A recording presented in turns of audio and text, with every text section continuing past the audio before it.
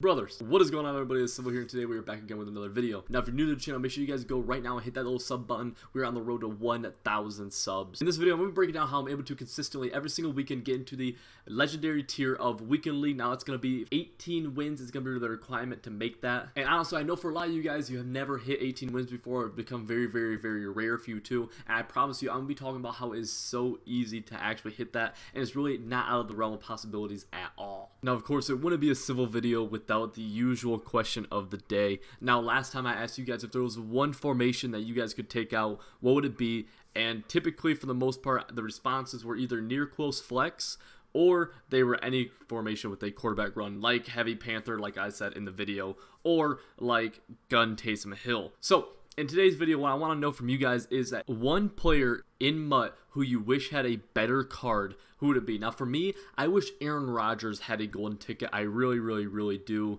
I feel like he would definitely be the quarterback I use if he had a golden ticket, because his release is so good, and that golden ticket would obviously get How Route Master and Escape. So that is the one I would choose. Make sure you guys go right now into the comment section and let me know, like I said, if there's one card you could choose to have a better MUT card, who would it be? And when you're down there, make sure you guys do hit that like button, hit the little subscribe button, and the bell icon. Like I said before, we're on the road to 1,000 subs, so get on the train, join the boys. And with that being said, let's get into the video. So the idea I want to bring to you guys here today to help you achieve that 18 wins in Weekend League is the idea that on defense, you want everything to look the same.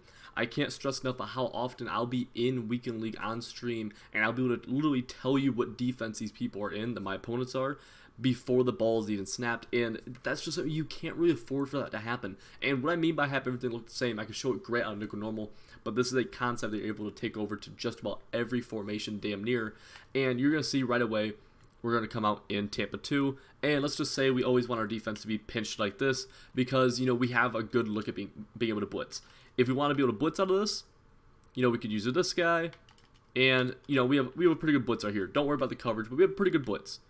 But at the same time, if I wanted to just run a normal cover 2, and let's say I wanted to be the flat zone, or I wanted to, you know, have free reign, we could do exactly this too and put a spy. And notice how this defense is going to look exactly the same as the defense with everybody blitzing. Look, right here, we have 3 people rushing. We have max coverage all over the field. Everything's taken care of. You know, we have the deep middle.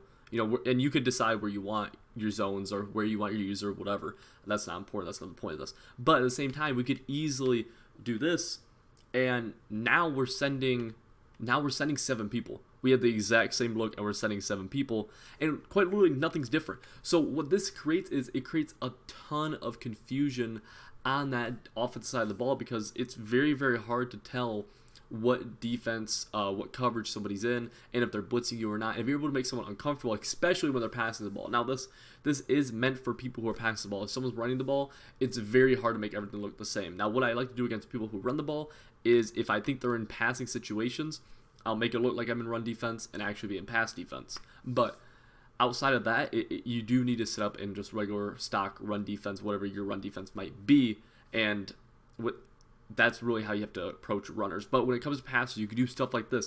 And notice how from here, I'm able to go to a cover 3 and do the exact same thing, and everything looks exactly the same, but now we're in a cover 3 shell, and it looks like we could be blitzing. We've been in a cover 2 shell from this. I could go to a cover 4 palms look.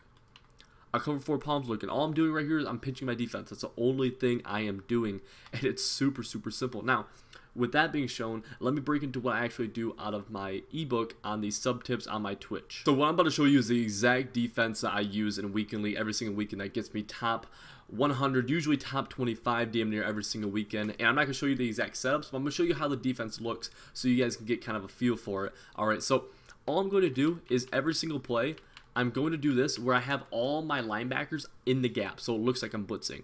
And then sometimes I will blitz, and sometimes I won't blitz.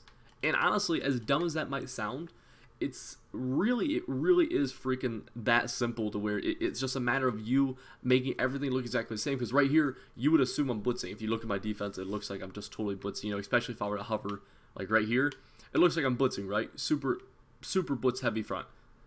But instead, I'm not sending anybody out. Now, this is not my exact setup for the blitz or exactly how I run the defense, but this concept of making everything look like a blitz and not like a blitz is exactly what I like to do, and exactly how I think that this is the best way to play defense. This is really, like, there's no better way to do it. And the reason I like doing it out of 3-4 for me specifically is because it helps stop the run. And if people want to throw the ball over me, they can. I'm fine with somebody downing me up and down the field.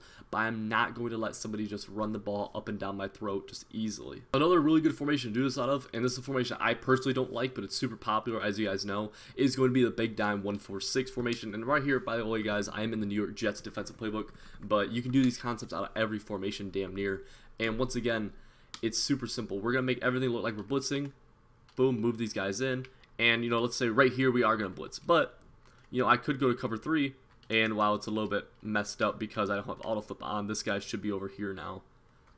That's just a glitch in practice mode. But you see how it looks exactly the same, where it looks like I'm blitzing.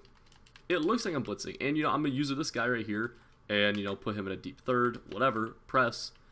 It looks like I'm blitzing, but I'm not. And the key is to focus on the fact that you are making everything look exactly the same, but they never can actually get a beat on what you're doing. So the next way we would incorporate this concept of everything looking the same is on the offensive side of the ball. And what I'm saying by this is, think about in your offense, do you have multiple plays that include the same motion, or do you have just one play usually that includes a motion, or, you know, X amount of hot routes or whatever? You want to make everything look the same. And the best way I can show that is, take this for example. And I've done a couple videos on this now. The coverage isn't really important right here. Whether or not we actually complete the ball isn't super important. But notice, we're going to motion X across.